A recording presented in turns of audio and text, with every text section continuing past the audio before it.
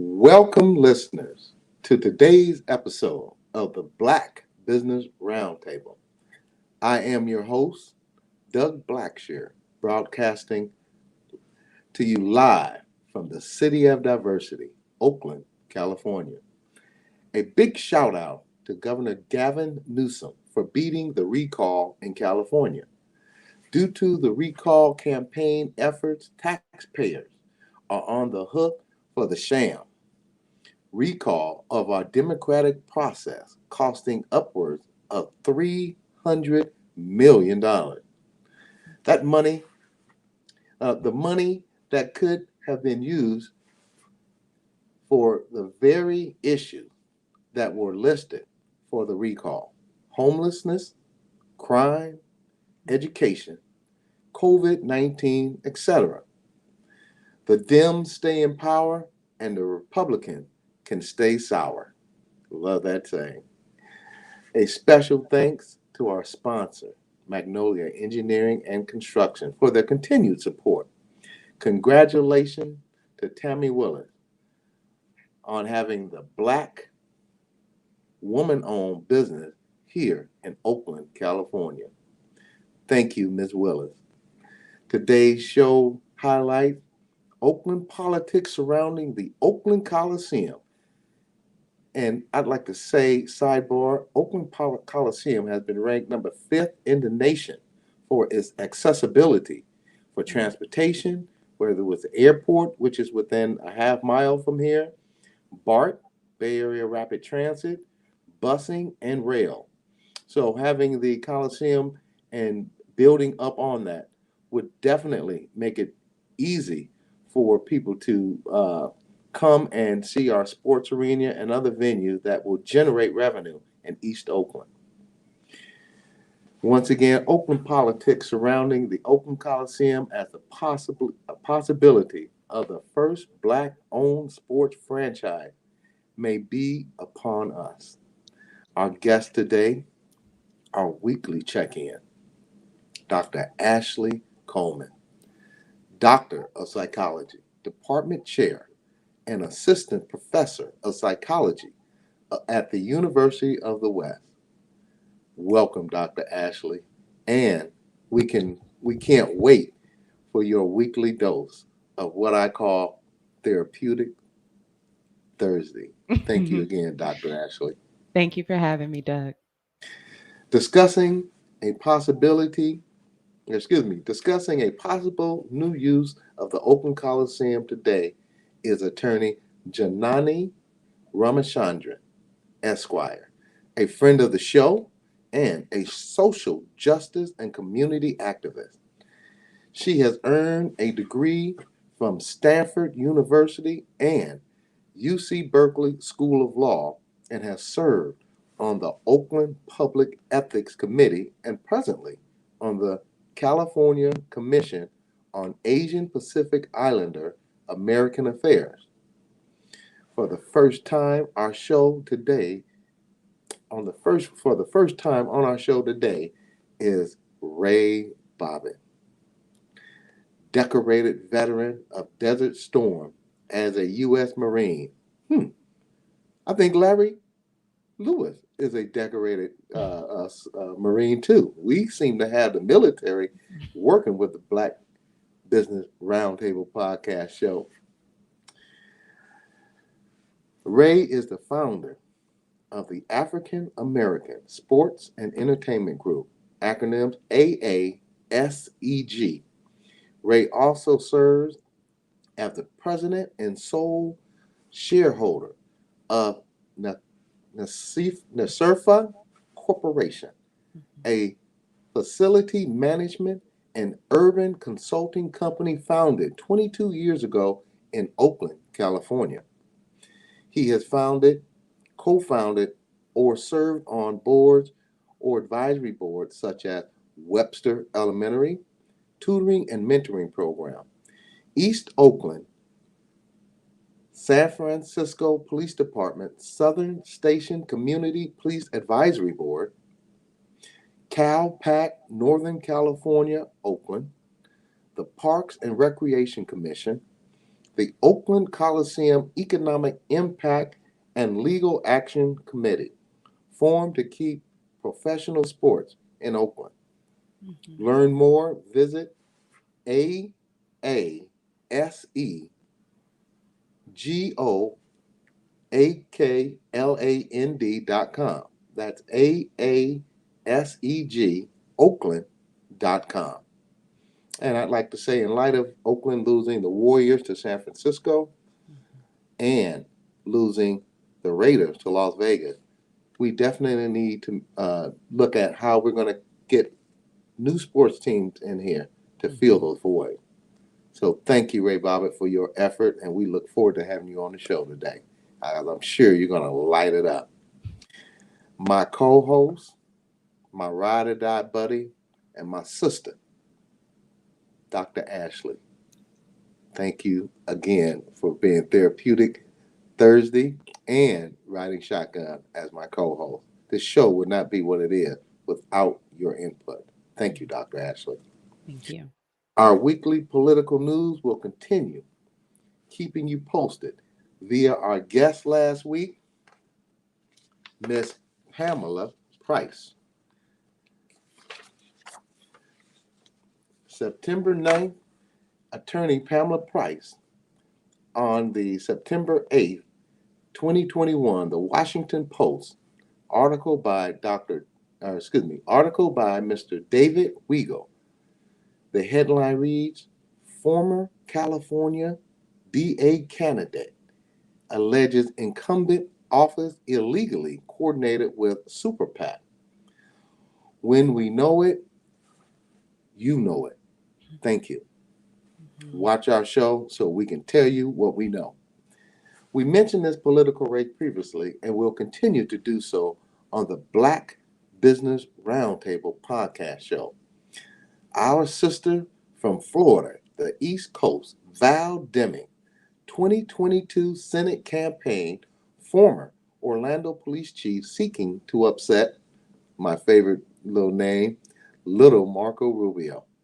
Little Marco, take your little tennis shoes and pack your little bag and get up out of that office so Val Deming can come in and clean up what you messed up. We really look forward for Val Deming winning that Florida seat. In Florida, running for the Senate, her tagline, never tire. Stay ready, Florida, so you don't have to get ready. The election date is November 8th, 2022. And now, the news of the day. Dr. Ashley, please take it away. Absolutely. Thank you, Doug. And want to just acknowledge all of our listeners across the coast, especially those who are still recovering from Hurricane Ida. And we know that there have been also other storms in the Texas area. On this day, September 16th, 1928, a Category 4 hurricane with winds of over 140 miles per hour made landfall in Palm Beach County, Florida. And so we can imagine the devastation that this hurricane caused. It actually destroyed a levee that protected a number of small, low-lying farming communities from the waters of Lake Okeechobee and water, as well as the water rose and rose until it killed thousands. Most of these residents were actually Black migrant farm workers. After the hurricane and the recovery efforts, Black survivors were forced to recover the bodies of those killed. So I know we talk about trauma, we talk about stress, and I know during this pandemic, there's been a lot of loss, and there hasn't really been a lot of room to talk about the impact of seeing loved ones transitioning. And so we can imagine what that effort was like. The bodies of white storm victims were actually honored, and we understand that as part of the transition period. And this varies culture to culture, whether you say a homegoing and the African diaspora, a funeral, a memorial, honoring one's ancestors in a proper burial, or however, mausoleum, cemetery, however it's done, is really important for the healing process, right? We can all think of times when we've heard about loved ones not being honored or buried appropriately and what type of wounds that can hold. So the bodies of the White Storm victims were buried in coffins in local cemeteries, but local officials refused to provide coffins or proper burials for Black victims. Instead, their corpses were stacked in piles by the side of the roads, doused in fuel oil. And let's take a deep breath on this because I'm feeling this in my stomach, and burned. This is without consent. Okay. And I know for our listeners, that's heavy. It's really heavy now. Again, as we talk about Black bodies, again, we're talking about people, whole people, and withdrawing the consent for how we're able to bury our loved ones and honor them. This is important news because we understand that history can repeat itself. This is courtesy of EJI, the Equal Justice Initiative. These are the stories that are very much unheard. However, we want to congratulate EJI on the opening of their new legacy museum, from enslavement to mass incarceration. Thank you for being safekeepers of our history, right? Bringing it from oral tradition and preserving it into your museum. And this museum has a soft opening in September, but the official opening is October 1st, 2021. Again, new legacy museum, from enslavement to mass incarceration. Oh. Dr. Ashley, as I continuously say every Thursday, hearing your voice is like a harp in my ear, and it just brings me to a level in which I can tone myself down. And just on a sidebar, last week I think you mentioned a stress ball. Mm-hmm. Well, I don't know if you watch my Facebook page and my LinkedIn, but I have a stress stick now. Mm-hmm. Now, this I got out of I was splitting up some logs, and this came out just as it is here, out of the center of a large log. And when I get stressed out, I think of what you said: release and breathe. So thank you, Dr. Ashley. I appreciate it. You're welcome. Once again, Dr. Ashley, our weekly check-in with our very own doctor in psychology, Dr. Ashley Coleman. Once again, take it away, Dr. Ashley. Thank you. Thank you, Doug. You know, I'm so excited for today's show and hearing what Mr. Bobbitt is going to discuss, and his vision for the Coliseum. And being that I am an avid sports fan, as you know, and have worked with student athletes, I want to talk about anxiety, but I want to talk about it in a way of not avoiding it. Anxiety can be very helpful, as it can signal to us.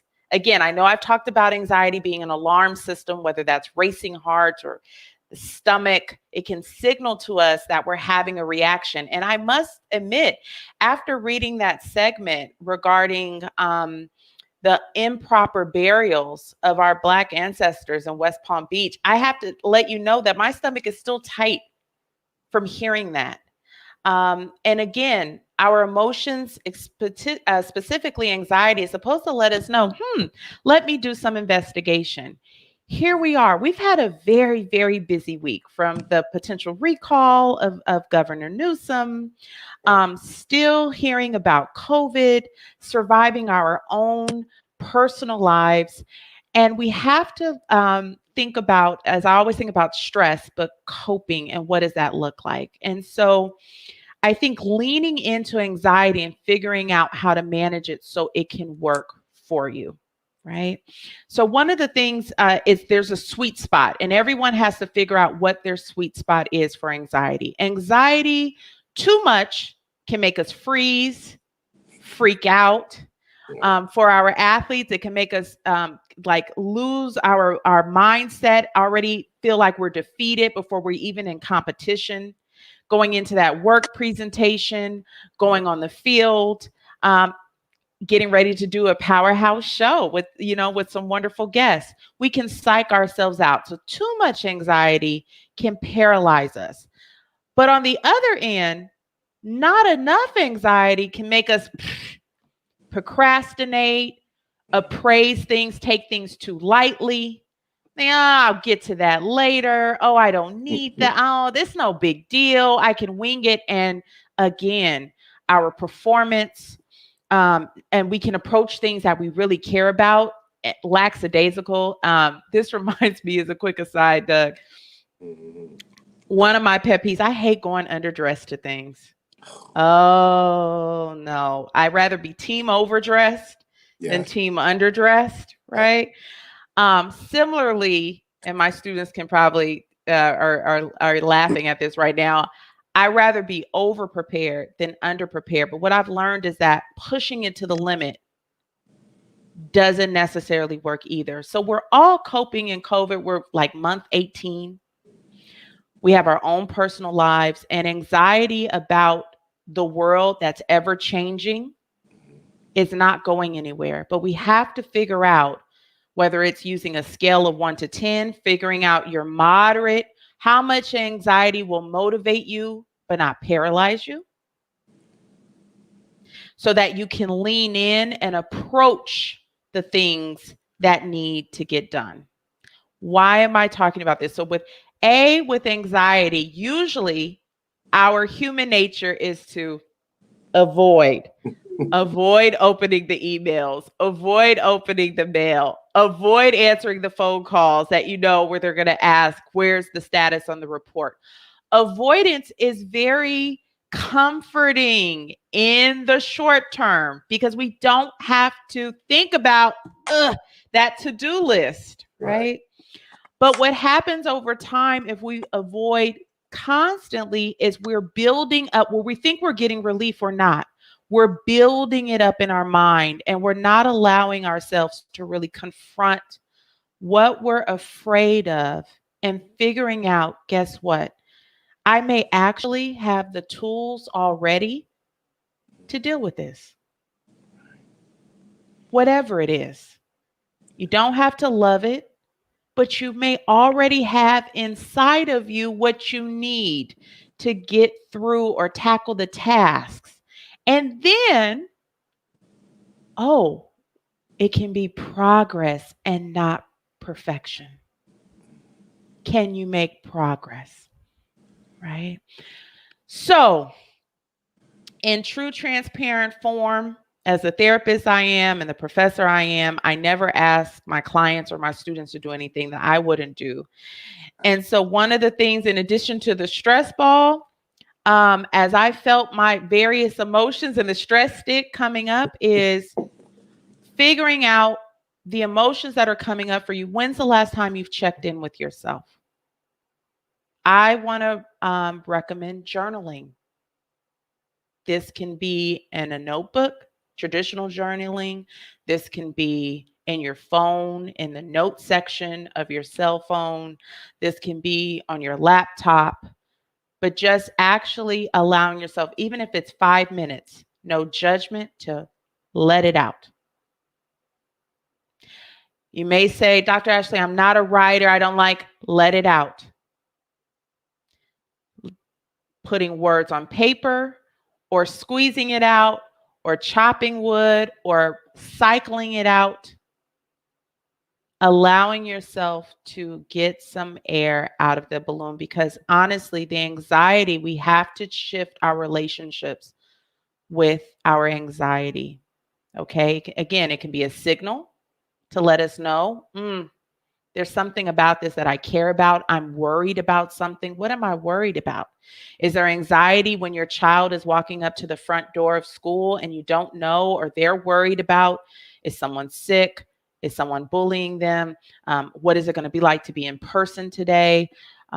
Again, recognizing what anxiety is really trying to tell you, which is to go deeper into your emotions.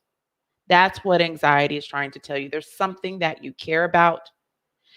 And when I feel anxious, that encourages me, okay, Ashley, let's think about what's underneath this anxiety.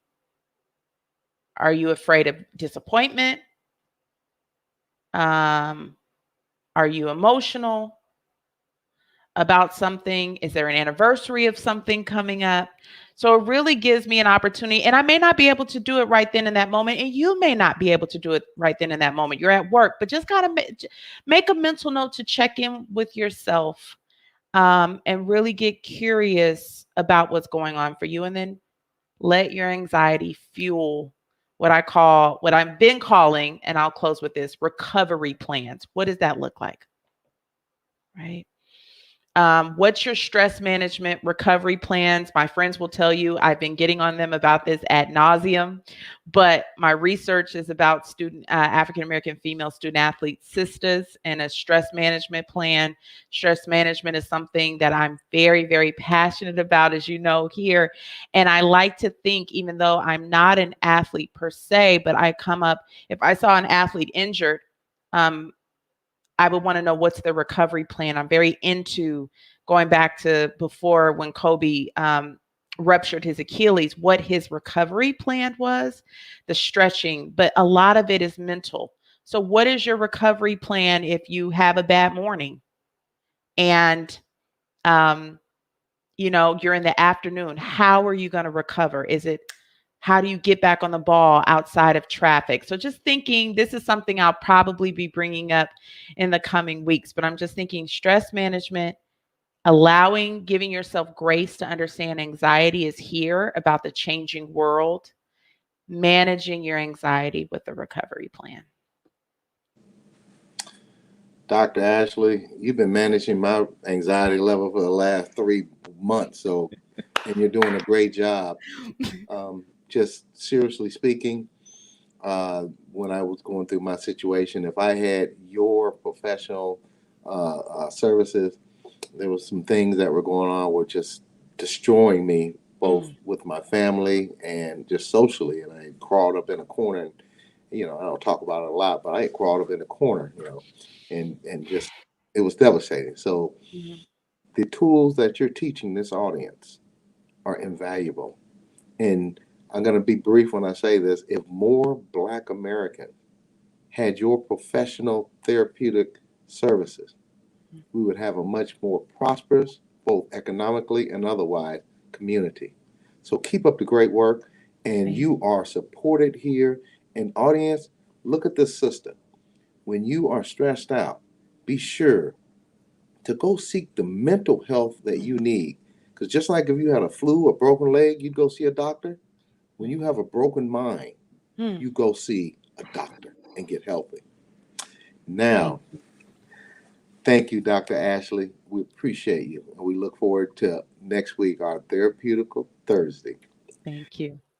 Let's welcome our guest, Janani Ramachandran, Esquire. Welcome, Janani, our legal eagle of the day on the Black Business Roundtable podcast show. Dr. Ashley, please fire off the first question to our legal eagle beagle. Thank you, Janani. As always, a pleasure having you. Great friend of the show. I'll start us off with, because we're just so excited and thinking about the possibilities for East Oakland and for the Oakland Coliseum. So I'm wondering, what do you think about the possibility of having the first Black-owned sports franchise in Oakland and making a new purpose for the Coliseum? Thank you so much for having me once again. It's the best part of my Thursday to be here. And I am very excited for the possibility of a Black-owned sports team in Oakland. But I want to frame that in my excitement for revitalizing the Coliseum. I grew up going to games and shows and concerts at the Coliseum. And one of the best parts of it was that it was accessible by BART. It was accessible by so many different forms of public transit. But one of the unfortunate aspects of it in the recent history of Oakland is that there's been no effort or interest to develop the surrounding areas, which is why we have had sports teams, but unfortunately, the wealth that's generated isn't captured by the city. That wealth flows out to, especially out of, not captured in East Oakland. It sometimes flows to North Oakland, to Emeryville, to San Leandro, certainly to San Francisco, but it doesn't stay in Oakland. And I believe that part of this lack of interest in developing the surrounding areas in D6 and 7 stems from the lack of interest in the sports teams for doing so. We know that the A's certainly have not lived up to community benefits agreements that they've promised in the past, whether it's job training, affordable housing, support for small businesses.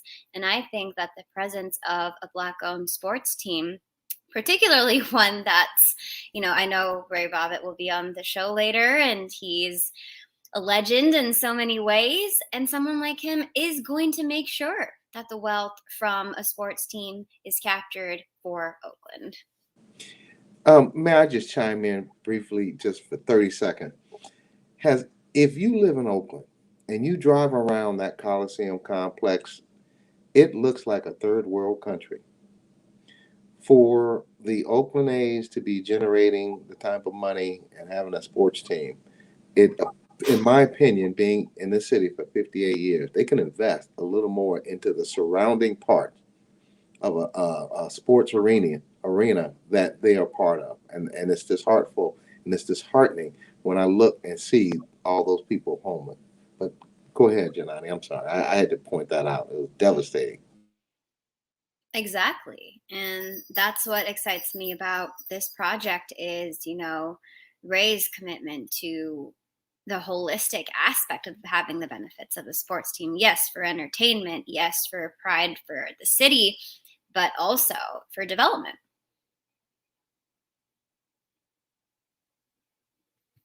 Oh, you're muted, Doug. Janani, what are the positives you see for the city of Oakland and surrounding communities? Yeah, I think, a little bit of what I said before, some of the community benefits that have not flowed from other sports teams being here include supporting small Black-owned businesses, supporting various minority-owned businesses in the city of Oakland. When you go to a sports game, before, after, whatever, you want to get dinner, buy a drink, do something in the area. And people right now at the Coliseum flow elsewhere rather than staying in the surrounding area. And you know me very well, and knowing that I'm no fan of the Howard Terminal proposal.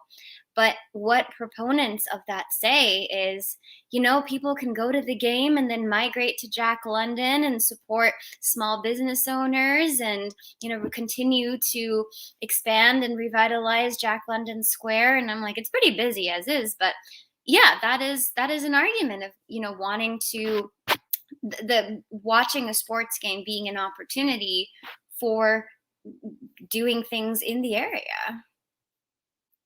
Janani, before Dr. Ashley speaks, I'd like to say, I was watching the news over the last week, and we have many, many container ships sitting in the bay right now that cannot be loaded or offloaded and loaded. Companies here that are trying to ship their goods and products abroad. And if you start building a stadium down there, if we think we have problems now, according to the KTVU Channel 2 today, some of those ships out there that have Christmas ornaments and Christmas things that are on that ship, they're not going to be offloaded until January. So once you build those $1 million condos and those $1 million condo owners say, hey, look, they're keeping up at night, that's going to further delay the offloading and loading of those ships of commodities and goods that are keeping the economy locally here strong. Thank you. Absolutely. And, supporting the local economy is one thing. Supporting schools and public education is another thing. And, we have individual team members and athletes from Oakland who, do that work. But These teams are owned by billionaires. These teams produce billions of dollars of revenue, and some of that should flow to the two children, two schools, two teachers in surrounding areas. And it should certainly flow to affordable housing. What you mentioned earlier with the market rate condominiums, the 3,000 proposed condominiums in Jack London Square, and the fact that pretty much none of those will be slated to be truly affordable is tragic. And if you have a sports team by the Coliseum owned by someone like ASEG and other incredible organizations and leaders, that's going to be prioritized.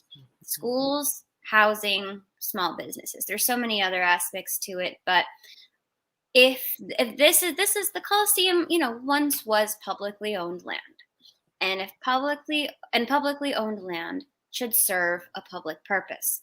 That doesn't mean, you have to build a hospital or a school on that land, but the benefits from whatever is on it should flow to the community, and it has not for decades.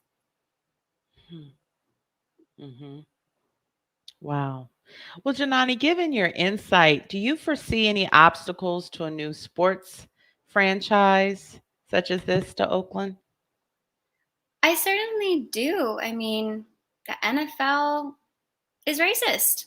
I mean, there is so much racism inherent in the NFL. Sure, there are plenty of fantastic players that are non-white, but let's talk about the leadership.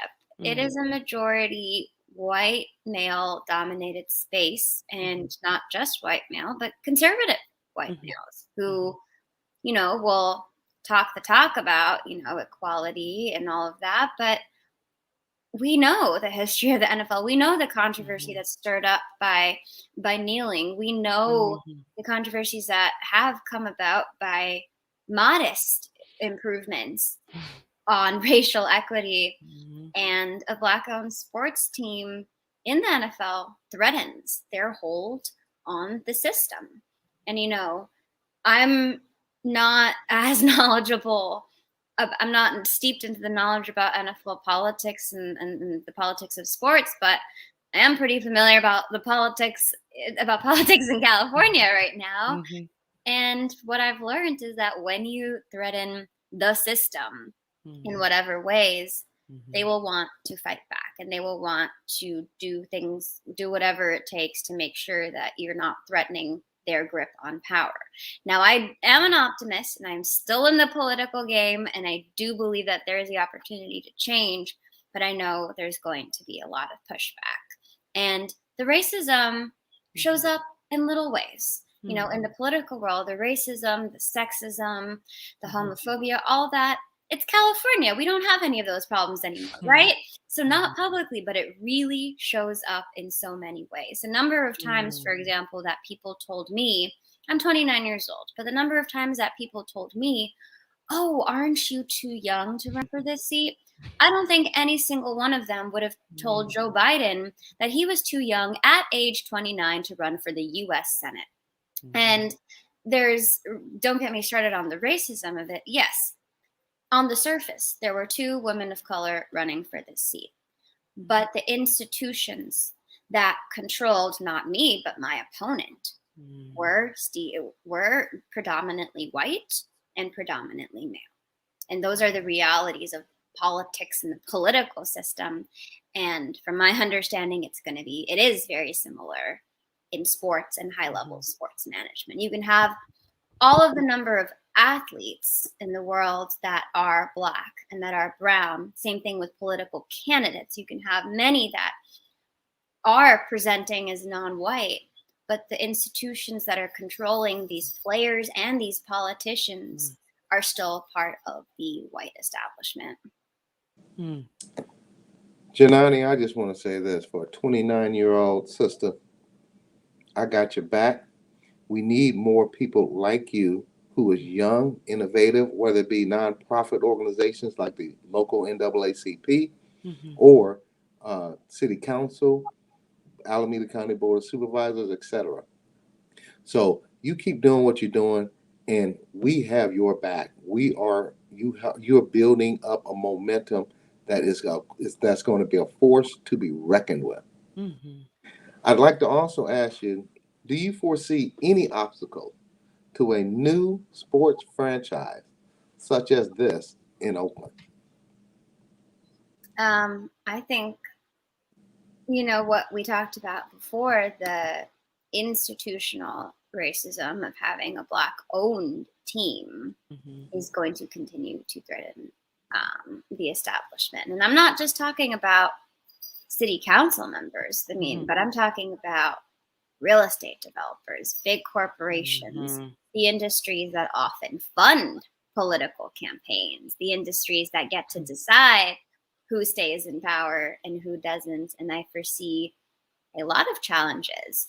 But again, I am hopeful, and I know that with the right coalitions that are built early on, with a clear understanding of community benefits and how wealth can be captured and remain in Oakland, I think that we can surpass those big corporate forces that will be trying to block change. And corporate forces, but also the reality is corruption as well.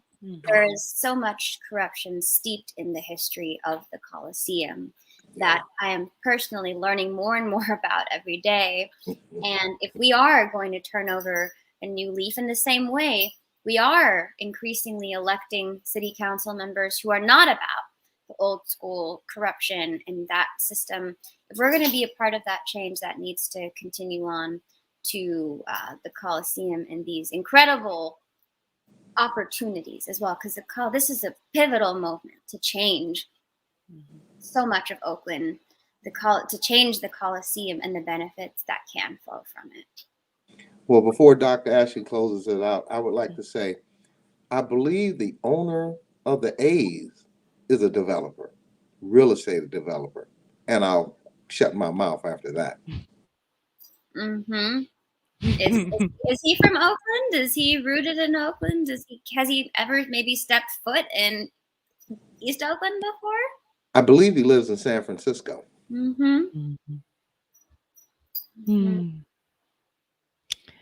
Janani, as always, I join Doug and really appreciating your boldness, especially today, appreciating your heightening the awareness of ageism, intersectionality, and microaggressions, right? Because we live in California. And again, that doesn't happen here.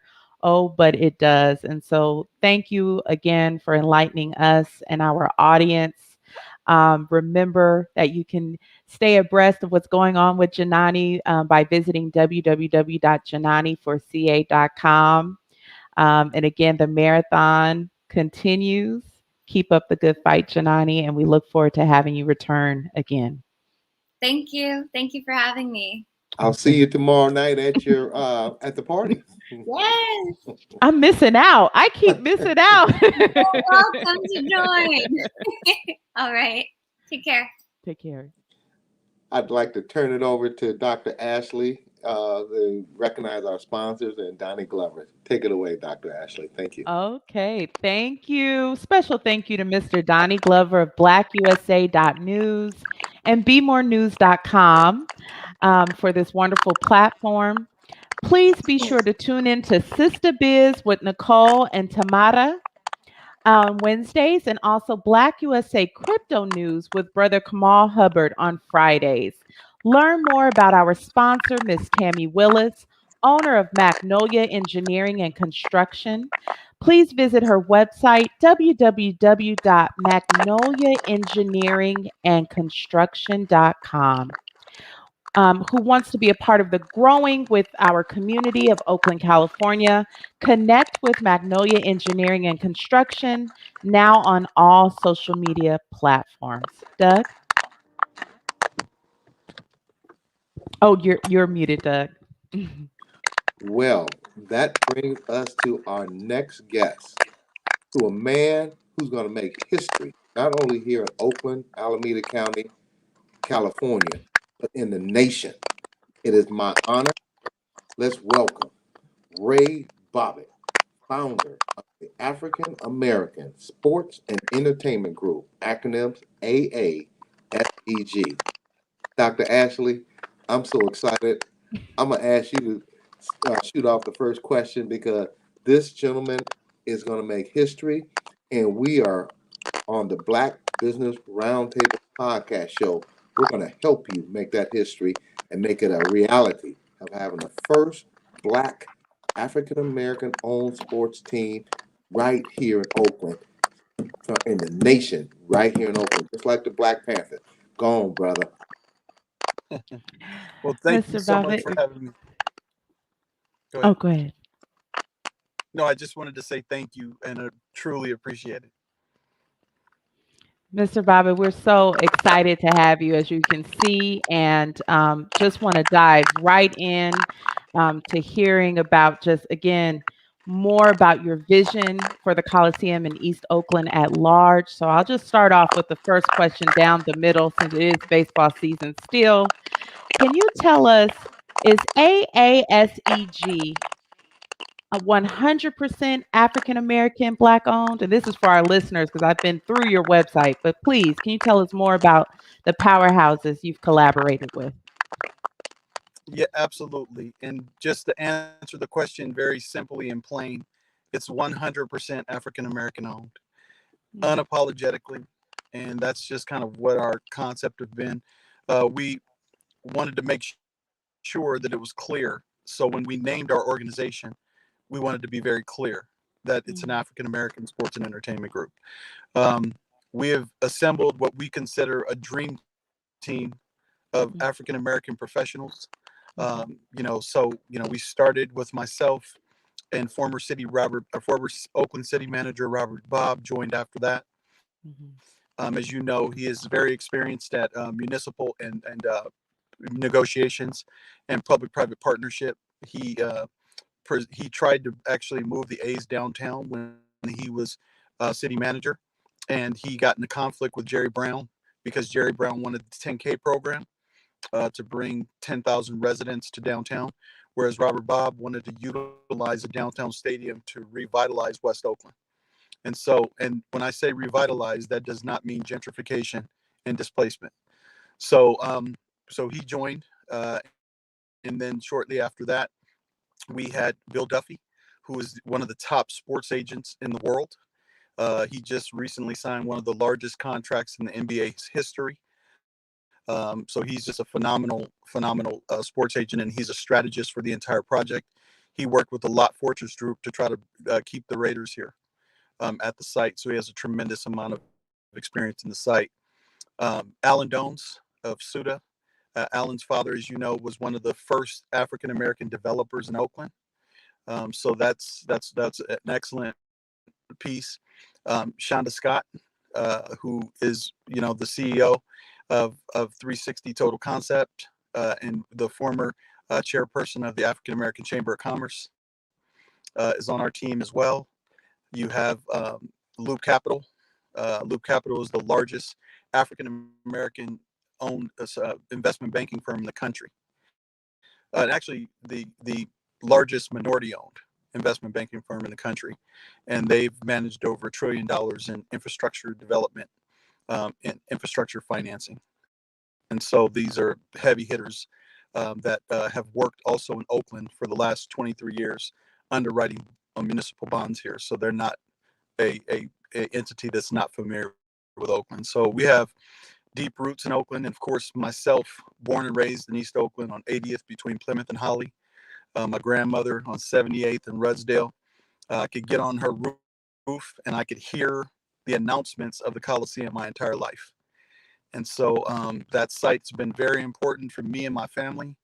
And it's interesting because when I was trying to fight to keep the Raiders and the Warriors here, a lot of the fan groups had never seen me at games, at Raider games in particular. And I told them I never went to Raider games because I could never afford to go to Raider games. I told them that my family, we live 3 blocks away from the Coliseum, but our relationship with that site was always economic. My brother and sister sold concessions there, and me as the entrepreneur of the family, I sold things around the Coliseum. So I was that kid out there if it was raining with an umbrella. So we used to have some of our neighbors allow people to park their cars in their driveways the entire season. So it was natural for me to have a develop, to develop and evolve my my economic relationship with that site, but this time to try to revitalize our entire community. And and obviously a development there would be a revitalization and not a gentrification and displacement. So that's our team. We have several other members of our team that help us and support us, the Lenise Joneses of the world, John Jones as well, John Jones, just several people that are committed to our process, and we're very, very grateful. Yeah, we're having a little reception problem here. So I can't seem to hear you. can you hear me? Can you hear me, Dr. Ashley? Can you hear me? Can you guys hear me okay? Because I can't hear. We can hear you. Okay, well, what I'll do, I'm going to, because I'm unable to hear. So if you guys can just put maybe the question in the chat, I can answer it. Okay. Well, while we work on that, I'd like to say two of the people who you ran off, which was Alan Dones and Shonda Scott. Now, let me be clear. Those are two major people here in Oakland who have played a very critical component in developing Oakland, both commerce and, as you said, Shonda Scott was the previous first female chair of the Oakland African American Chamber of Commerce and did a wonderful job in her tenureship while developing this chamber over the last couple of years. And Alan Dones, his father developed the first joint venture business with, I think it was Turner Construction, and that was back in the 1970s. So you have definitely aligned yourself up with people who are pillars in the community, and they are African American Black. Both Alan Dones being a Black male and Shonda Scott being a Black female. And Shonda Scott is just amazing in the stuff that she's done to include African American businesses in the commerce and economic development of this city and this county. Thank you. Can you hear us now? Can you hear us now, Ray? So unfortunately, I still can't hear. But if you guys just want to put a question in the chat, I can. So I'll go ahead and do that. And it's our hope that we'll be able to, I'll keep putting them in the chat. But for our audience, the question that we're posing to Ray that we hope he'll be able to respond to is, we want to know who had the vision and foresight to start AASEG? So I think what you said, and I was reading your lips, that who had the vision for the AASEG. Mm-hmm. And I do read lips because my mother is deaf. And so my mother and all of her siblings are deaf. And they grew up in Oakland and all graduated from Fremont High, who had a really good deaf program. A lot of people probably don't know that, but it's just, but the vision from the AASEG really came from me. And it really was, all of our group assembled because we wanted to come together and have the first African-American majority-owned NFL football team in Oakland. That was our vision. That's what drove our vision. And we also understood that because the NFL was 75% African-American, 75% of the players in the NFL are African-American, but there's 0 African-American owners and an embarrassing amount of African-American executives and an even more embarrassing amount of African-American coaches, head coaches. And so we always looked at the situation. As you know, I fought really hard to try to keep the Raiders in Oakland, but I always kind of felt like if the Raiders left, it would be an opportunity for our community to be the first to really have an African-American team. And just based on Oakland and the vision of Oakland, the history of Oakland, where we are as a community, we are we really are the leaders of the social justice movement in the country. We're the epicenter. Well, I'm going to try to get Mr. Bobbitt back because everything Can you hear? Goodbye. Can you hear me, Ray? You can hear me, Dr. Ashley, right? Yes, I can.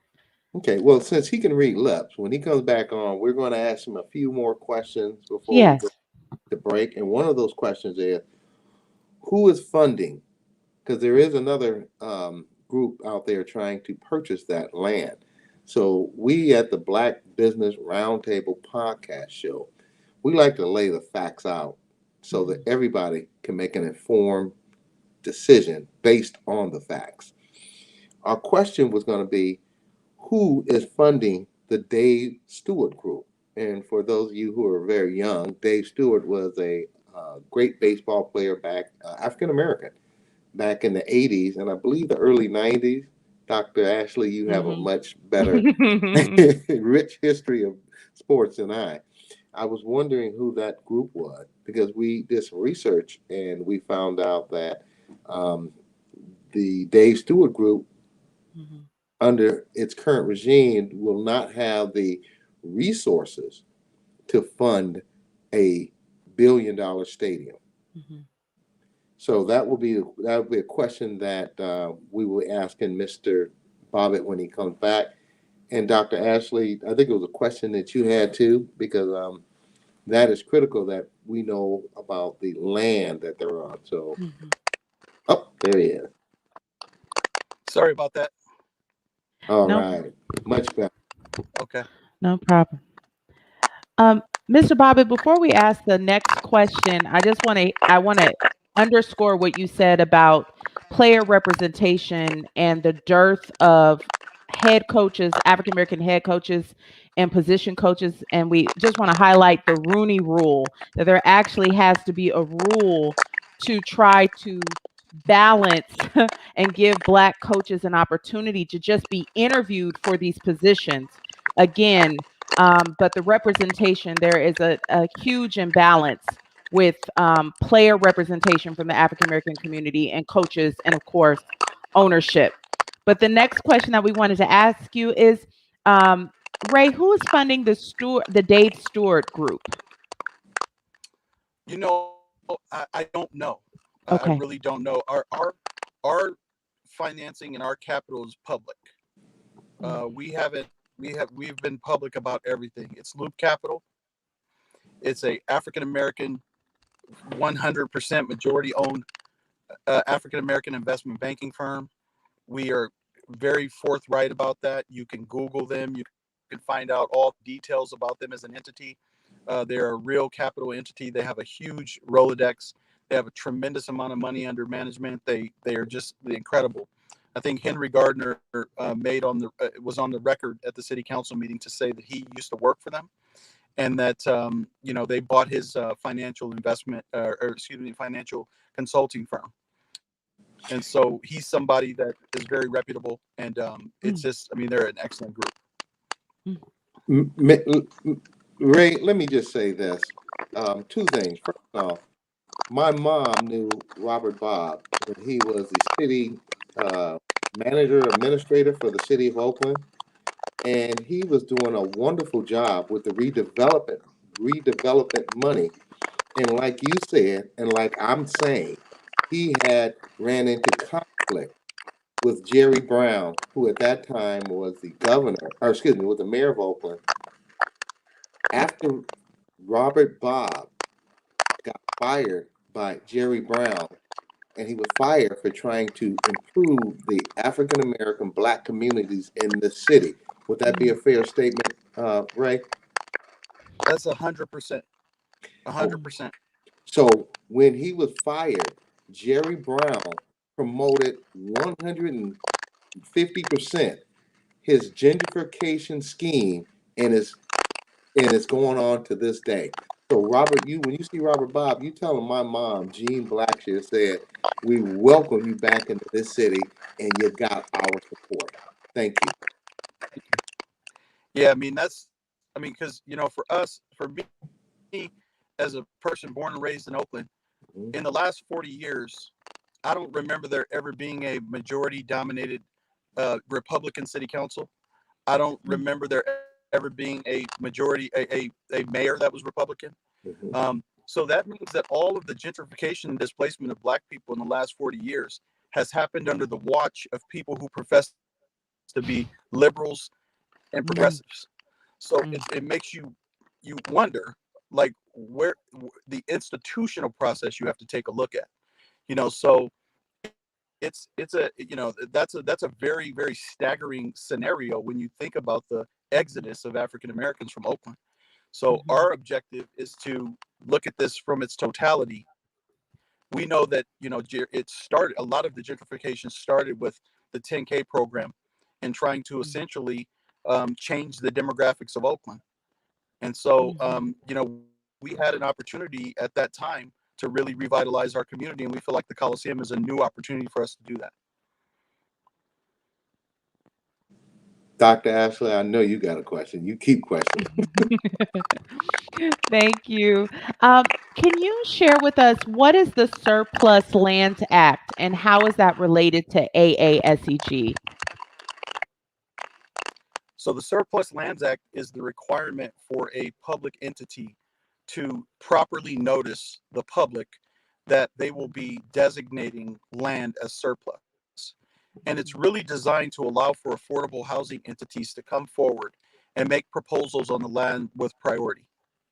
And so, and the reason why I know that is because I watched the Surplus Lands Act very closely at the Coliseum when the city did it. And the city did it in December of 2019. And it went through June of 2020. EBHO, which is the only entity that came forward for the Coliseum to make a formal proposal, got one extension through June of 2020. And once they did not close a deal with the city, that's when our group immediately started pursuing the Coliseum interest. And it's interesting because nobody wanted the Coliseum. Nobody was interested in it. Nobody came forward to it. And so what we did is we were just very strategic when it went into a purchase and sell scenario. And so we immediately started doing due diligence on the property, and we immediately got an LOI into the property, and we were the first ones to do it. We made our plans public, and we've been public so much because we just wanted our community to know what we were doing. We wanted full transparency. We haven't done anything in the dark because we realized that in order for that was going to be to our benefit. And so the Surplus Lands Act went through. It concluded in June of 2020. We made our first announcement on June 16th. On June 16th, of course, symbolically, or it was June 19th, symbolically on Juneteenth, to say here we come and we're ready. And I don't think anybody really expected for us to. I don't even think that they thought a group of African Americans coming out of Oakland would even be looking at something like that. And now we realize that we had the audacity, it feels like, to do something like that. So the Surplus Lands Act was executed. We watched it. So when people say that there wasn't a process on the site, we say absolutely there was a process because we watched it unfold. And so so that's the Surplus Lands Act. And because we made an early commitment for 35% affordable housing. So we are consistent with that across the board and have no qualms about it. Let me ask you, for our audience, what is a LOI? It's a letter of intent. It's a letter that says that you are interested in buying a property. And so we produced the letter of intent. We produced the first one, and then after that, the Renaissance Company by Floyd Kephart did it, and then Trip Development and others. So it was basically like once the AASEG said, we love the Coliseum, we're ready to go, this is our home, we want to make it beautiful, we want to revitalize it and use it as an economic vehicle to rebuild our community. It seems like everybody and their uncle came out and wanted to all of a sudden be a part of it. So that's okay, because all we did is we created value in our own community. And I'd like to say what you said. Nobody had any interest over the Coliseum. The Fisher family, Oakland A's, any of the big white developers. I think Apple and Google tried to buy it from the city. But this is an opportunity to generate revenue in an area that has been devastated economically, and that's East Oakland. right by the airport. If you drive down Hagenberger, and like you said, Ray, I've lived in Oakland for 58 years, all my life, and it's just devastating, tragic to see the crime, the lack of resources, city street cleaning. But once they get the black people out of there, I can assure you, it'll look like West Oakland looks like now before the after the gentrification process, because they'll find the resource. So, Dr. Ashley, go ahead. I'm sorry, I had to put that out there. No problem. Just again, another thank you to our sponsor, Mr. Donnie Glover. Thank you for the platform of blackusa.news and bemorenews.com. We want to invite our listeners to tune in to Chap and Friends on Mondays, Party Marty Let's Talk on Tuesdays. And again, an acknowledgement of Magnolia Engineering and Construction, whose vision is to further the presence of Black women in the construction and engineering industry through key partnerships and building contracts in the municipal, government, and transportation sectors. Back to you, Doug, so we can continue this great conversation with Mr. Bobbitt. Ray, I just want to say that you have lit this show up with the tons of information and clarifying any misinformation that some of our some people here in Oakland have been trying to generate about you and your group. One of the questions that I'd like to pose to you is this: are you able to comment as to whom the Black investors are, so that our audience knows that is 100% Black? Thank you. Yeah, so I think that it's important to understand that we believe that I feel, well, first of all, I feel the same way about East Oakland. Like, we should all, when we drive down East 14th, we should, some degree, be ashamed of ourselves. We cannot let our community look like this anymore. We can't. And we have a personal responsibility, all of us, for those of us in our community who are impacted, and to be able to participate in the opportunity. And so with development, a lot of times when a non-African American developer gets awarded a site, sometimes what they do is they go right to institutional capital. And what I mean by that specifically is they don't always bring in private capital. They go to CalPERS or CalSTRS. And CalPERS and CalSTRS are pension funds who invest in a lot of development. And CalPERS and CalSTRS is made up of a lot of Black people and a lot of families who are part of unions, and they put their life savings into these institutions. So these institutions are excellent vehicles for institutional capital for development. Well, Loop Capital, I think CalSTRS is one of their top clients. So when you look at it from that perspective, there's a tremendous amount of upside opportunity for African Americans in general. There are additional investors that are African American. As you know, Loop Wealth, which is another entity part of Loop Capital, they manage the portfolios of several high-profile African Americans, including a lot of professionals, not just athletes and entertainers, but a lot of professionals. Jim Reynolds, as you know, was on Barack Obama's finance committee. He's the founder of Loop Capital. And Rufus Williams worked for Oprah Winfrey for many years. So this project is going to have a major investment by African Americans. And Loop Capital is going to be the gatekeeper of capital, meaning that any development that occurs on that site is going to have to go through an African American entity. And so there are going to be multiple developers that are going to need multiple sets and tranches of capital. But the beautiful thing about having an African American entity in charge of it is we can make sure that it stays true to the vision that we have as a community-based development and revitalization. The other thing that it allows for is community equity. We're proposing one of the things that we're going to make sure happens is that there's a community equity fund. And we're going to identify a way for a portion of the development to go to a fund that's managed by current community-based organizations. Those community-based organizations, it'll last for the duration of the development, which would be hopefully 100 years. That means that there's a portion of this that goes into a fund, and people within the immediate community can benefit from the equity from it. There could be grants that could go into the situation. Like if you are living in East Oakland, for example, and you have good credit and you have good income, but you could never come up with a down payment. Guess what? You can come to this fund and you can get a grant for your down payment. If you wanted to start a business on East 14th or within our community to better our community, you could get a grant here. If you wanted an education, a higher education, you can come here and get a grant. That's what our design with respect to community equity is. If our community can't participate in this process, then why are we really doing it?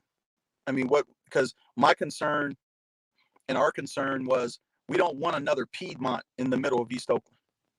That's not healthy, and it doesn't make sense for our community. It doesn't make sense for our political scenario to bring, a couple of parks and, people jogging and walking dogs and a bunch of market rate housing into the middle of our most African American district, 3,000 to 5,000 people.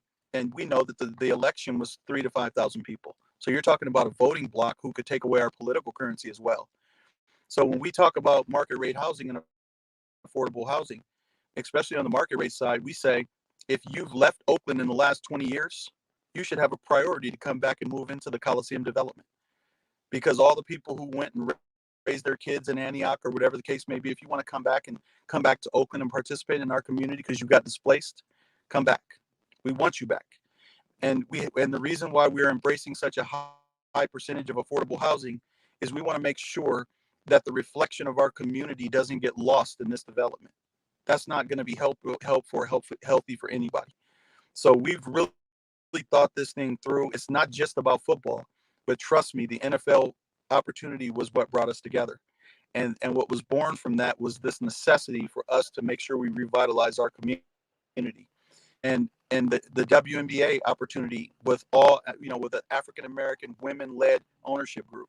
Mm-hmm. And I have to say that, we just have to be sort of unapologetically,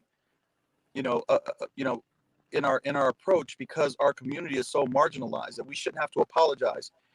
And 2020 was an incredible year of social change and justice. Mm-hmm. Well, you know what? We're an action item because we don't want to have had our voices heard and to protest it, and then things come back and be the same how they were before. We're saying we are African American people who have the ability, we have the capital, we have everything we know that we need in order to revitalize our community. And we don't want to just do it at the Coliseum. We want to extend all the way east. Mm-hmm. We wanted to extend all the way east, and we want to do it without having everybody have to leave. We want the people who live in that community to be able to stay and benefit from it. Mm-hmm. Well, Doug, before you say something, can I just speak, as an Oakland native under 40, I'm very excited to hear about your housing plans, not just to welcome those who were displaced, who did raise their families in Antioch and other Brentwoods or whatnot, but actually for my peers who are Oakland natives who would like to purchase in Oakland, who are, great contributors to the community, but are saving, maybe still living with parents to save money for a down payment and are constantly losing out on housing opportunities because of multiple offers. I just had a peer who bid on a place that had 50 offers on the Oakland Emeryville border, who really wants to live in Oakland. So that's really exciting. And I want to say that we love Oakland, this age group of our older millennials. We love Oakland and would love to come back. And so that's just very exciting to hear. So I just want to acknowledge that. And I definitely want to put this out there. When my mom and dad first went to buy a house in 1960, they went to Piedmont and Montclair, and the white realtors up there told them that, oh, there are no houses up here for you people right now.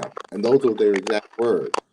So I commend you for thinking of putting that CBA, Community Benefits Agreement, together, and also the affordable housing component.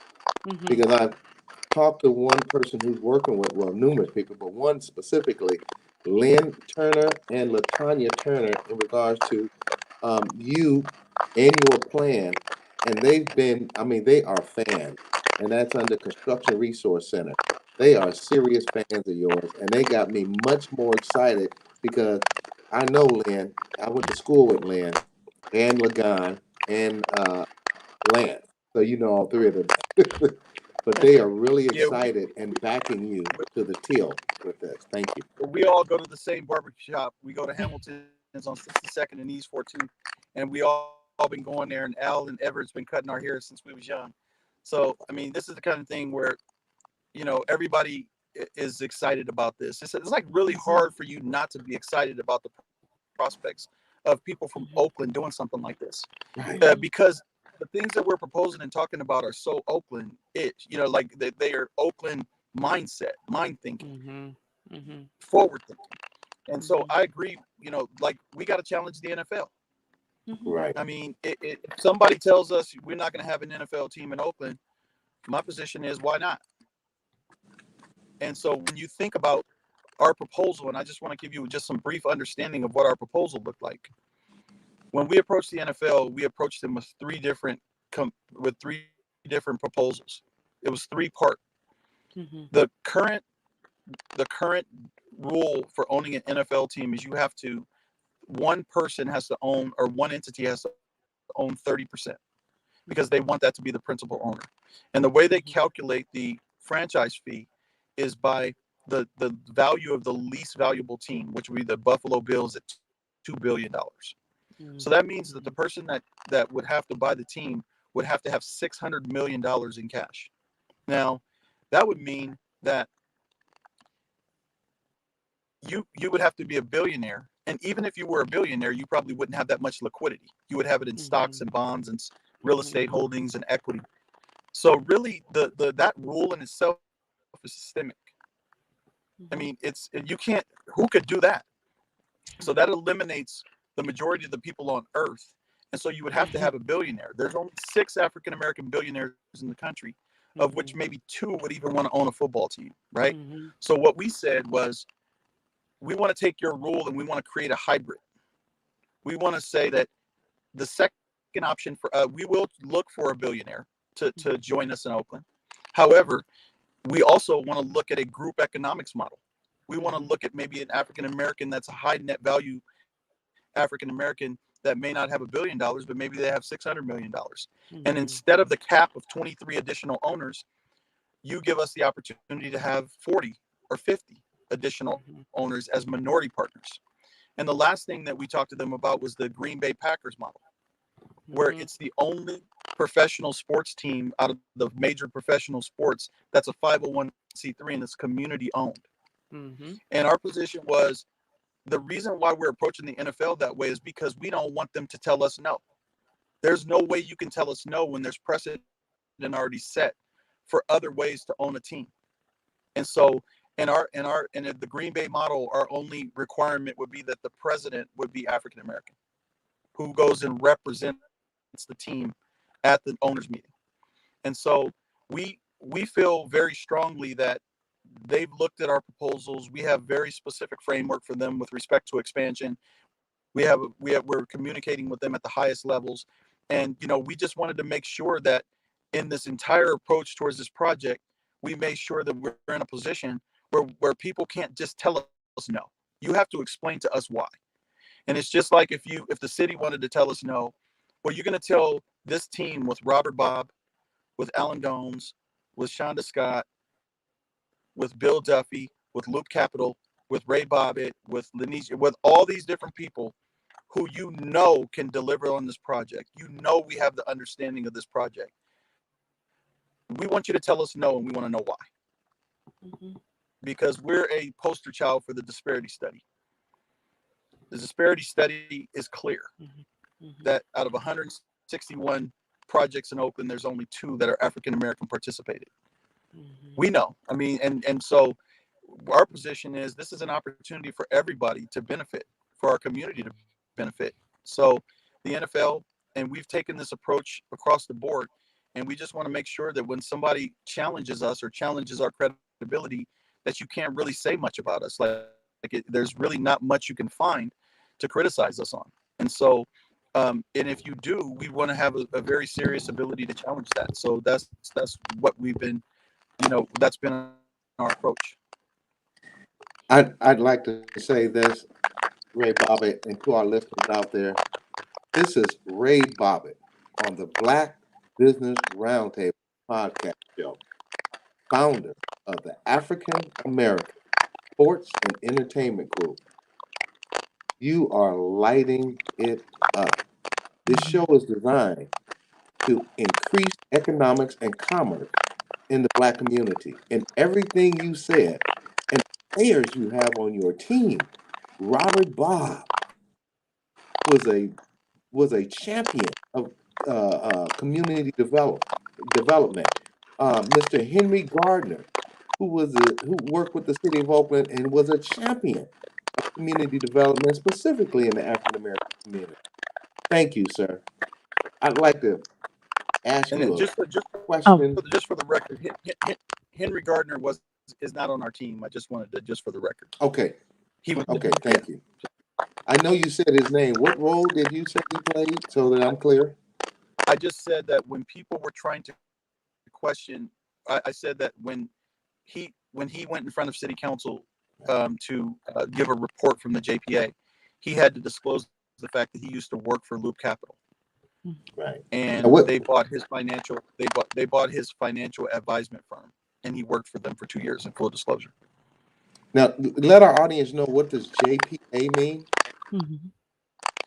That's the Joint Powers Authority that operates the Coliseum complex. It's comprised of city council members and county board of supervisor members. It was developed in the beginning when they first bought the site to manage it together jointly. So the JPA operates the site. I want our listeners to know out there, we elect the JPA. So keep that in mind when you go to the box and they either stand with this organization or they don't stand with them. So when they run again, we can either vote them in or vote them out. Thank you. Do you mind if I ask the next question, Dr. Ashley? Yeah, go ahead. And then I have a couple go ahead. Okay. I'd like to, what is the status with AAFEG, African American Sports Entertainment Group, and the National Football League allowing your group to purchase a franchise? Thank you. So they have given us framework of expansion. And so we are now, the onus is on us to build our ownership team and our ownership group and to finalize our proposal. So that's where we are with it right now. It's going to be it's going to get, and we know that the NFL has, and this is what I've heard, I don't know this for sure, but they have a lot of billionaires that are vetted, that they would like to see own teams or that are interested in owning teams. And I know that the two African Americans on that list are Robert Smith and Jay-Z. And the team that could become available for purchase could be the Denver Broncos. They've talked about that because the family was in a conflict.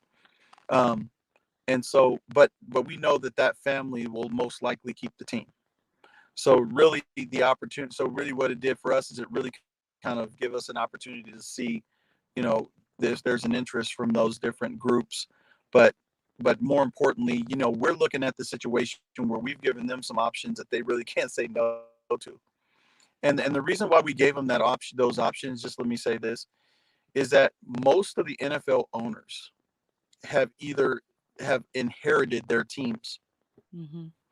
So you have a team like a Chicago Bears or Pittsburgh Steelers where the Rooney family owns it. They bought it for like $25,000, and so these teams are worth $2 to $5 billion now. Or you have somebody who's just a billionaire and can come in and buy the teams.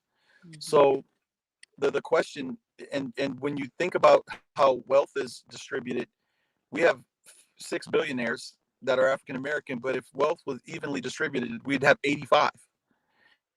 So to look at. But so we are saying to them, this is a moment where the NFL has an opportunity to deliver on its commitment of equity. We are the exact definition of economic equity for African Americans, and we need to have a scenario in which our proposal will be favorably looked at and fairly looked at. So just know our proposal is a hybrid, and it's incredible. And the good thing is that the NFL has been respectful, I have to say. I can't say that, they didn't just disregard us. They have communicated with us, and they did assign one of their executive vice presidents to work with us. Well, So that we goes. will, so we will keep pushing. But one of the things that's really important is that any sports any sports league is going to ask you two questions when you want to submit a proposal. They're going to ask you, where are you going to get the money from, and where are you going to play? And so that's why the pursuit of the Coliseum was so important for us, because we have to secure site control. And if once we secure site control, then we can further and expand our conversations. Obviously, we don't want to go and be the second team in Santa Clara or something like that. Right. This is Oakland, and Oakland, it should be where the first African American team is. Right. It's like we should be within our roots, and so we're pushing forward, and we're really excited because we're making a lot of progress. Dr. Ashley, please. Okay, actually, Ray, you were going right with my first. I'm going to ask you two. The first question I was going to ask you was to respond to the boardroom's report of Jay-Z being one of the potential investors, in addition to Jeff Bezos with the Denver Broncos, and just thinking about what has been the response to collectivism, because often with ownership groups, when African Americans have wanted to have a presence, it's often in investing with non-Black owners. And so that actually, you spoke right to my question, but I just wanted to acknowledge that report regarding the Denver Broncos, and thank you for giving us that update that it appears that the family will continue be able to keep the team. And as you mentioned, the legacy that many teams have, the Hunt families, the Crafts, and a lot of the nepotism and the legacies that we see with home ownership in the Bay Area, who can afford the down payment, whose parent and grandparent can give their grandchildren a nice head start. We also see that legacy happening in the NFL. So that was actually my first question, was about the Denver Broncos, but you responded to that. My first love is basketball. And again, I have many memories of going to watch the Warriors. Although I am not a Warriors fan, and anyone who knows me knows I'm from East Oakland and knows I'm not a Warriors fan, I digress. Please, I'm very excited to hear about the possibility of an all-Black owned WNBA team, especially with what happened with the Atlanta Dream, as we know, with their ownership and that transitioned from a white woman to a former player who's also an African-American woman. Tell us, where is AASEG with acquiring a WNBA team? So let me just first say that I'm very grateful that we are even pursuing this, and it's a wonderful opportunity for us to strengthen the arena, and the arena is something that's very special to all of us.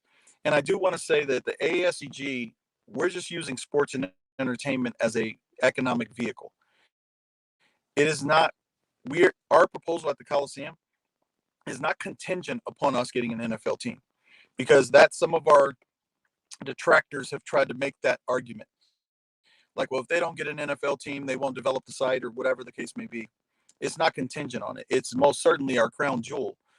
But the most critical part of our development is the Black Business District, the life sciences, the education, the affordable housing, the 30,000 jobs that we can create with 11 to 16 million a million square feet in development footprint. That's what it's about. This is about jobs and equity for our people. But we know that sports and entertainment is something that's rooted in Oakland, and we know that when we do it, there's going to be a tremendous value.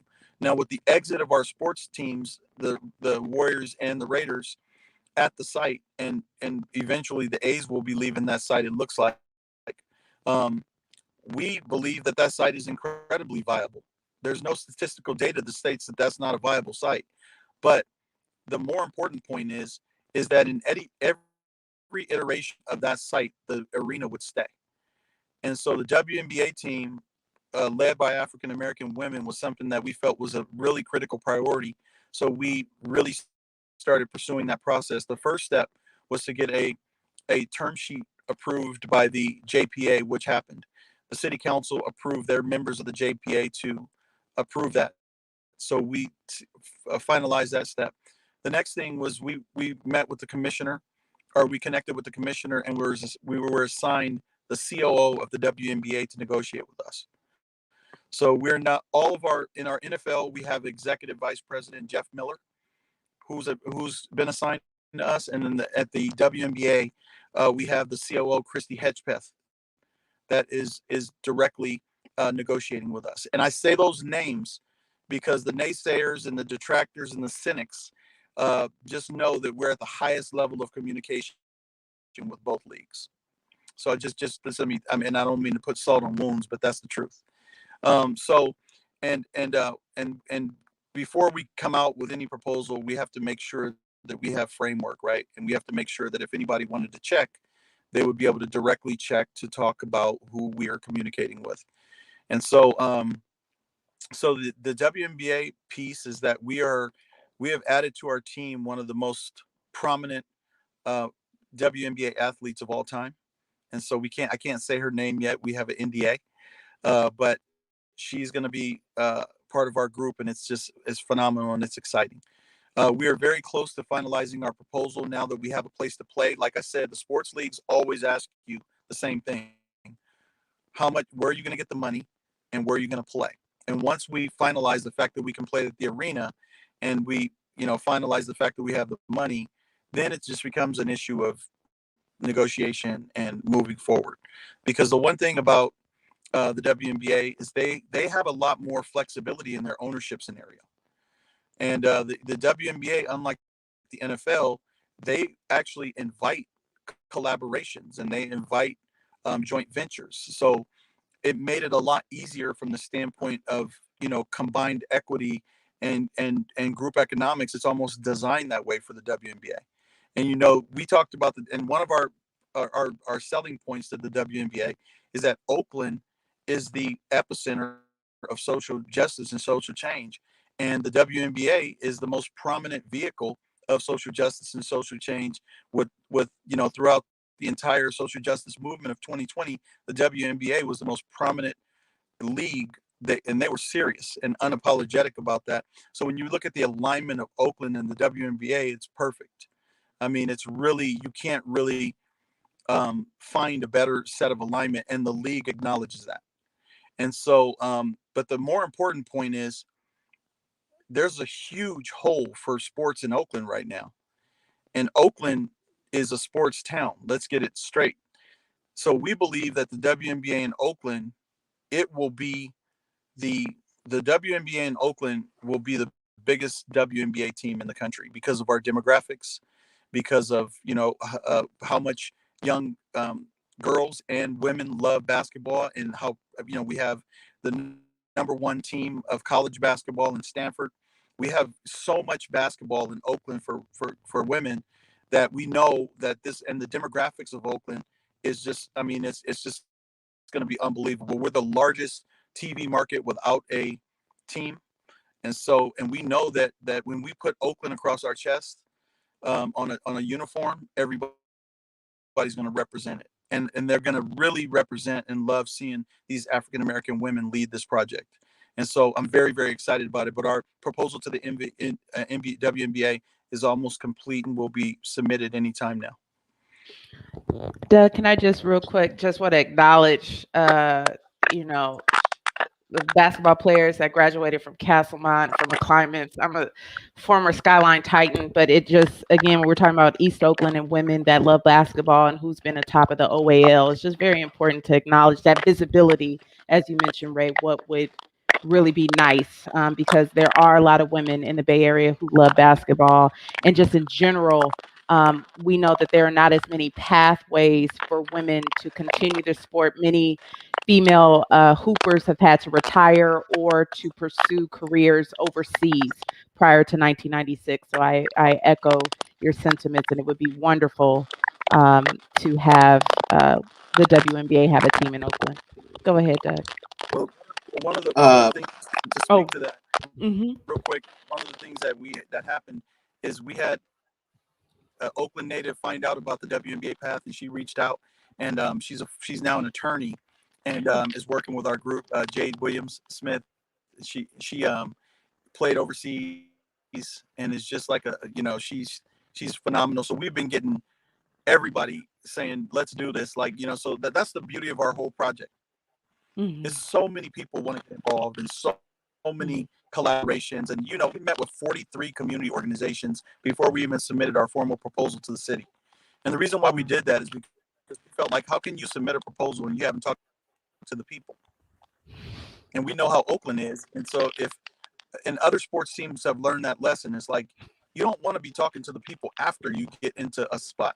Mm-hmm. You want to talk to people first, because if you don't talk to them first, then you can set yourself up for a lot of the things that like the A's have unfortunately experienced, with if you don't do that first. I mean, it's tough.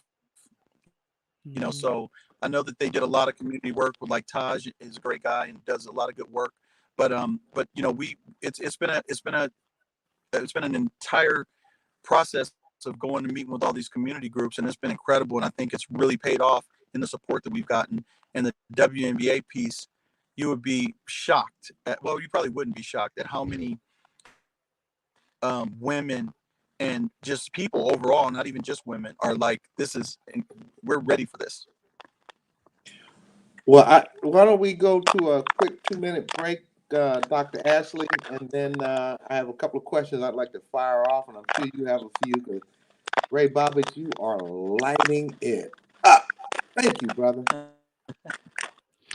Again, thank you, Mr. Donnie Glover of BlackUSA.News and BeMoreNews.com for the opportunity to broadcast and for hosting the Black Business Roundtable. Want to invite our listeners to be sure to visit the YouTube channel of Mr. Donnie Glover, YouTube/Donnie Glover, and check out the exciting show content available, including repostings of the BBRT. Doug?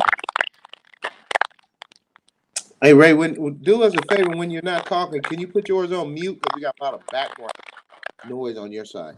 Okay. Okay. All right. Now, my question, and I can say this because at the last Oakland East Bay Democratic Club monthly meeting, I had to blast somebody for giving bad information at that monthly meeting that you and I both know is not true. And the whole objective here is to stop a Black-owned organization from owning a professional team. And I have to ask you, did I do a good job making sure that he understood that you are not alone? So the question I have for you is this: has the AAEG been supported by our local politician? And if so, by whom? Question was so powerful, we knocked him out of there. Yeah, he's having some technical difficulties, but we can just, this is really exciting content to hear about the possibilities for Oakland. Dr. Ashley, let's look at it from your perspective, from a psychological, because he'll be back shortly, I'm sure. Sure. Let's look at it from a psychological. How would that affect all these boys and girls to see the first Black-owned professional team here in East Oakland that's going to revive it? Because I've seen their blueprint. We're talking about jobs. We're talking about providing services at the Coliseum. And we just, last week or 2 weeks ago, we had the busy wife. Can you imagine going to the ball game and getting a meal by the busy wife? You haven't been there yet, but you got to visit them. Yes, right. Did you hear the last question, Ray? The last thing I heard was that you talked about the the Oakland East Bay Democratic Club. Okay, yeah. I was gonna say because we're running with 26 minutes, so let me make this quick. Has the AASEG been supported by our local politicians, and if so, by whom? Thank you. Well, I think so Rebecca Kaplan has been a champion of this project. She's done a great job with it. Um, uh, you know, uh, Nikki Bass, Shang Tao, Carol Fife, um, Noel Gallo voted for it. We have, had conversations with um, Lauren Taylor, who voted for it, and we recently have had a lot of really good conversations with Treva Reed, and her position was she just wanted to get some more expanded outreach, which we've been doing, and so we've met with everybody, we've approached everybody, we've talked to everybody, and if the last vote on July 20th was an indication of kind of where the city council stands, our resolution passed to prioritize our group, 6-0 with 2 abstentions. And we've gotten a lot of support just from everybody. And I think that, from all different aspects, we've gotten support. So, but the community support has been really what it's been about. That's really what has allowed us to be in this position. I don't think anybody really expected us to really even be in this position. When the county sold their half to the A's, and the A's didn't pursue the city side, that was the second thing that we needed to happen. But the city, they didn't pursue the city side, so and I think maybe nobody even thought about us doing it, but we did it. And so, but the political support has been positive. Nate Miley has written us a letter of support openly, and we are also supported by Keith Carson. And so they've all said openly that they want to see our group get the site. Dr. Ashley? Well, Mr. Bobbitt, you talked about all your vision for the Bay East Oakland, affordable housing, really enhancing the presence of Black business, and you alluded to the community benefits agreement. Can you elaborate on what that is a little more for our audience?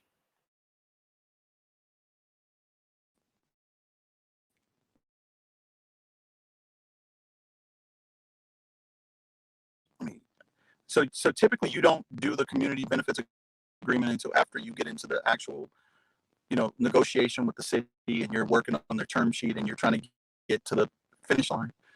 But because we're a community-based group, we felt like we're not going to wait to do a community agreement. So we just talked to every group. And, we went and talked first to my grandma's church, Allen Temple, where I played. I was a Boy Scout in Troop 409 and played for Allen Temple Little League. I'm a proud graduate of Webster Elementary School. Thank you. And Frick Junior High. But, educated in East Oakland. And I went to talk to them. I talked to Allen Temple, talked to Emeritus Smith, Pastor Jackie, got support.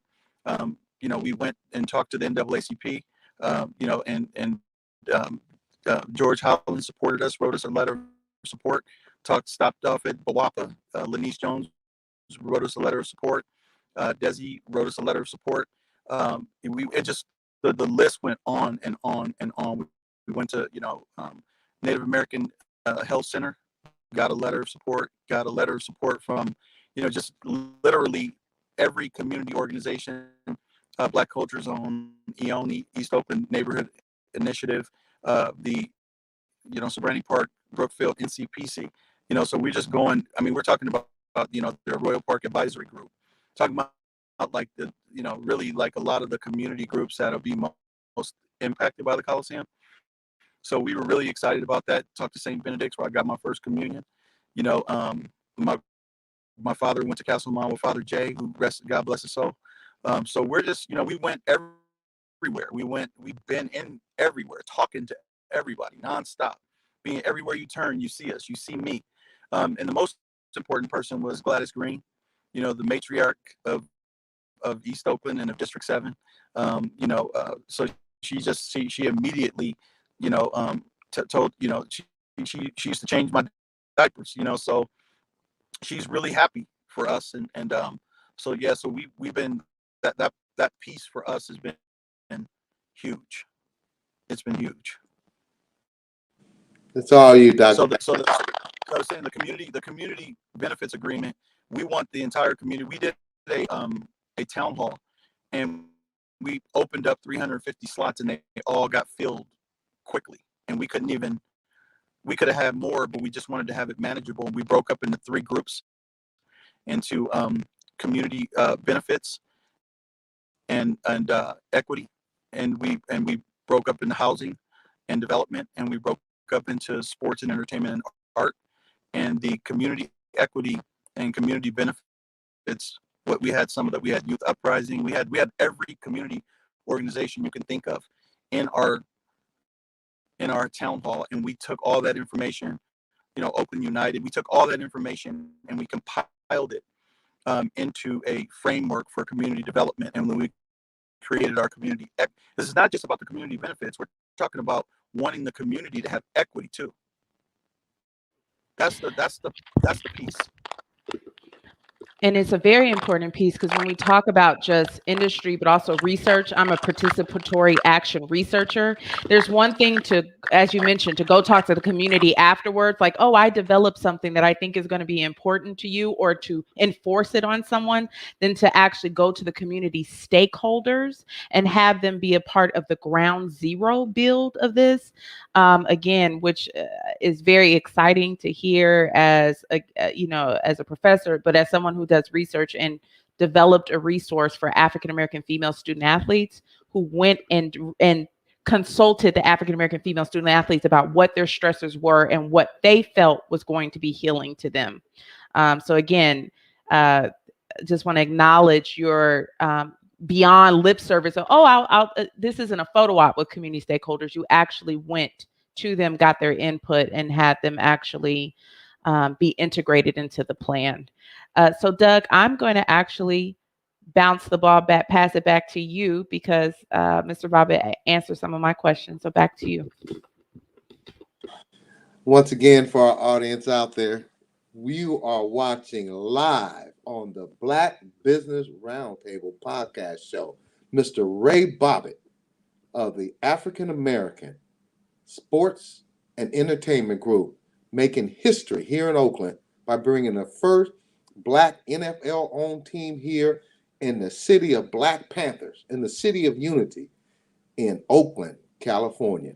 In Baltimore, as you're listening to this city and other cities across the United States, watch this brother.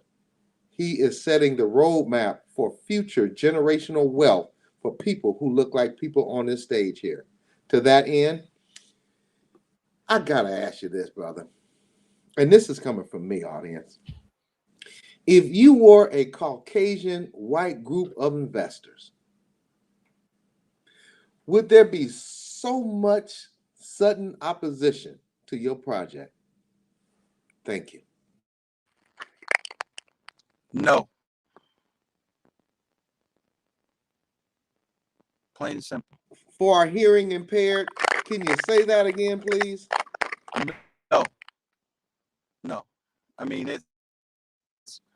it's when you're in it, and just so you know, I get advised by people like Jeffrey Pete, and people who I've been in my life, my whole life, that are rooting me on and advising me, and the Paul Cobbs of the world, and people who just really want to see us do well, and the truth of the matter is that when you're in this process, you really see how the disparities work, and you feel them a little bit, and you think to yourself, like, for example, in October 29th, 2020, we were given direction by the city council to negotiate with the city council gave the city staff direction to negotiate with 4 groups.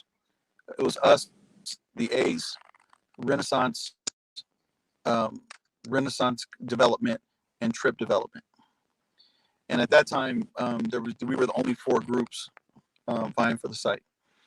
And when we went through the entire process, we went through everything, and we, did everything we had to do. We met with all these groups. We did all this groundwork. We did all this research, and it was interesting because, when they voted again, and then they kind of restarted the process for us to some degree. And so, but we finally got that resolution by the city council, which we're very grateful for.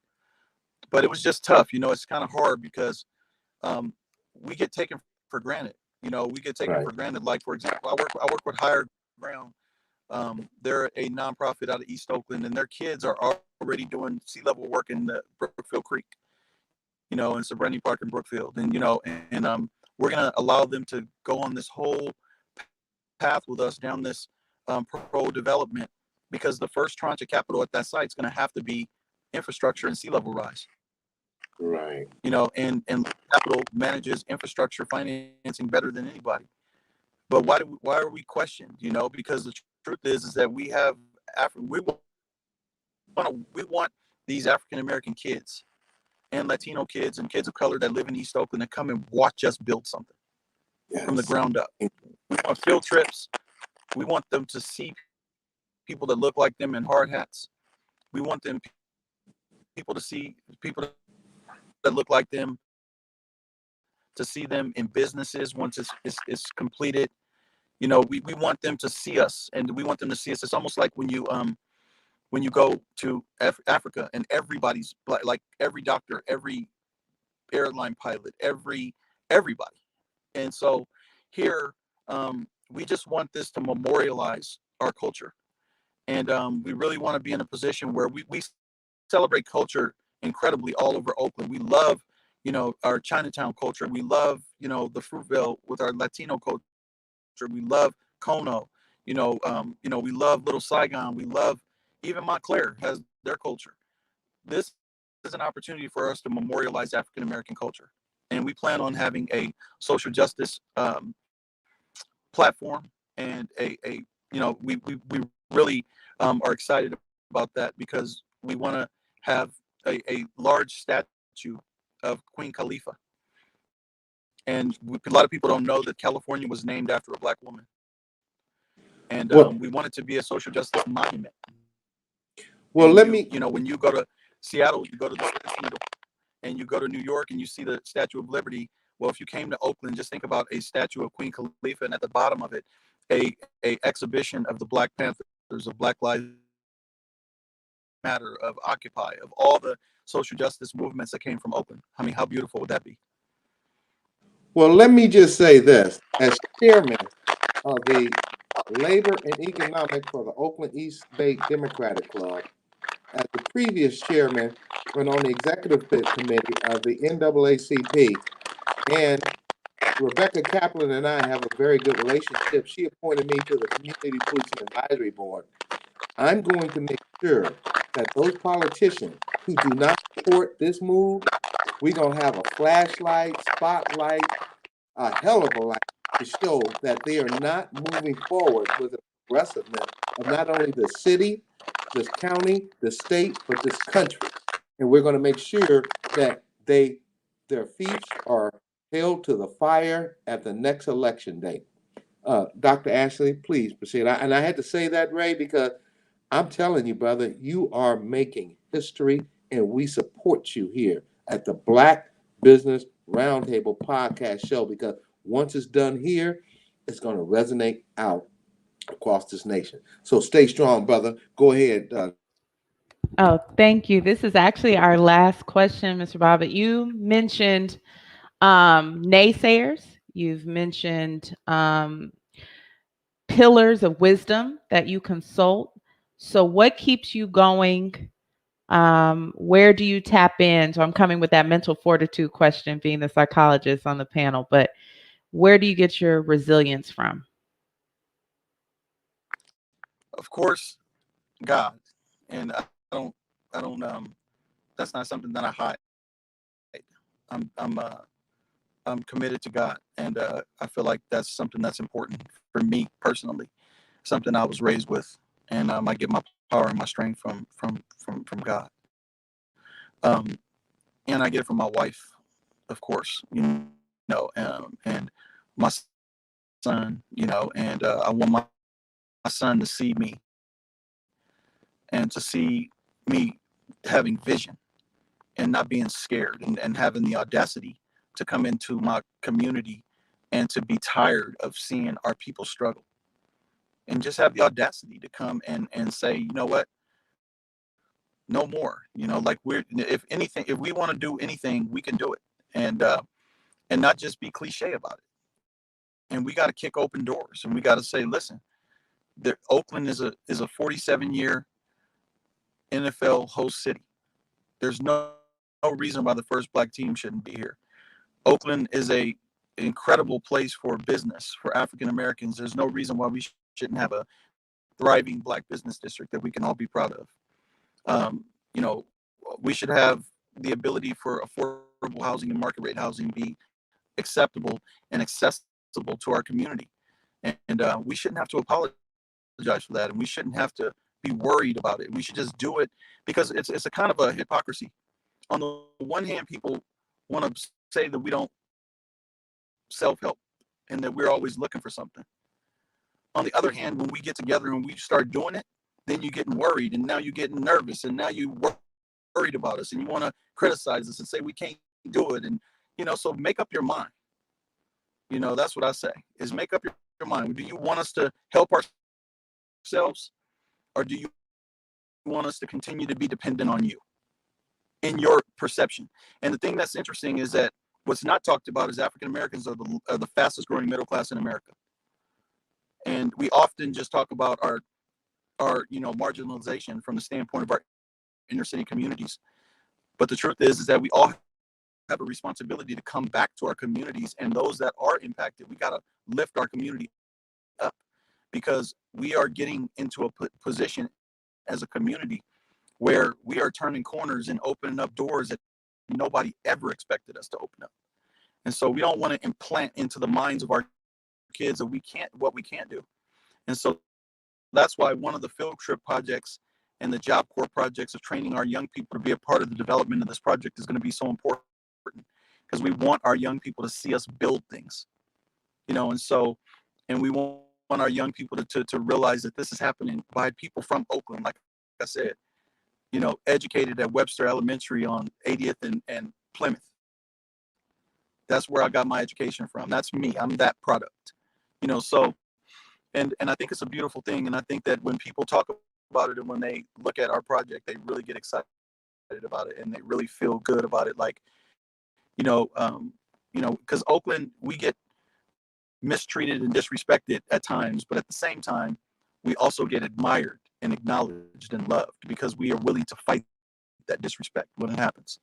And so, so if you disrespect us, you got to know we're from Oakland. You're going to be, you're just not going to be able to get away with it, so, we know how to fight. And so we're just hopeful that the city is, embraces this project and embraces us and continues to support us like we've been getting so far. And, we don't want to be in conflict with anybody. We just want to do right by our community and wake up every day and just do the right thing. But my inspiration is also my community. It's my journey. It's my family. It's watching us, in our community be marginalized, and we can't accept that anymore. We just have to go in and help our own people. Well, let me tell you, as we wrap this interview up today, can you put yours up? Thank you, Ray. White development. When Jerry Brown and our current mayor, Libby Schaaf, they promote white development. They promote building white equity, white generational wealth. All we ask for you, our politicians, is that you do the same with this AASEG, African American Sports and Entertainment Group. That's all we ask. We're not asking for a hand out. We're asking to give them a hand up first. Second, Rebecca Kaplan, if you're listening, girl, thank you for standing up. And I've seen you at Everett and Jones at a couple other functions in which you stood behind Ray Bobbitt and his organization to help bring the first in this country, not in the city, not in the county, not into the state, but in this country. Oakland is where the Black Panthers started from. Oakland is where